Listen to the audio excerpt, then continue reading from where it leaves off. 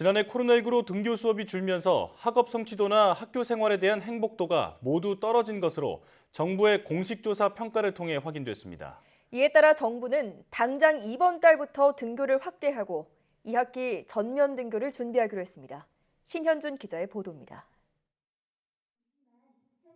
정부가 지난해 11월 중3과 고2 학생들의 학업 성취도를 평가한 결과입니다.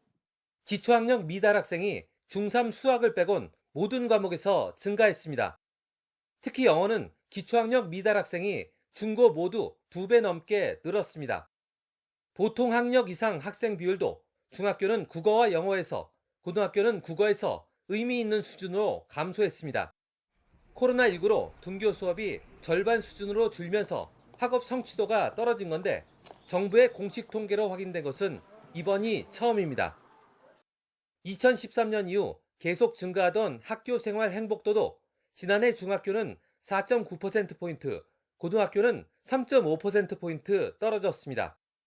정부는 해법으로 등교 확대를 내놨습니다. 등교 수업 확대는 학습 결손, 정서 문제 등을 해결하기 위한 전 세계적인 추세이며 교육 회복, 학교의 일상 회복을 위한 첫 걸음입니다. 2학기 전면 등교를 목표로 이번 달부터 등교 수업을 확대하겠다는 겁니다. 특히 등교율이 낮은 수도권 중학교의 등교 확대를 위해 거리두기 2단계에서 학교 밀집도 기준을 3분의 1에서 3분의 2로 높였습니다. 또 취업을 위해 현장 실습이 필요한 직업계고는 거리두기 1, 2단계에서 전면 등교가 가능하도록 했습니다. 등교 확대는 2주간의 준비 기간을 거쳐 오는 14일부터 본격 적용합니다.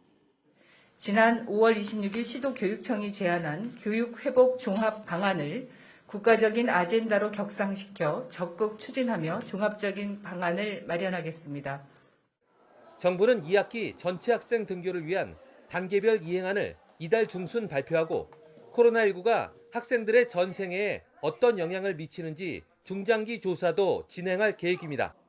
YTN 신현주입니다.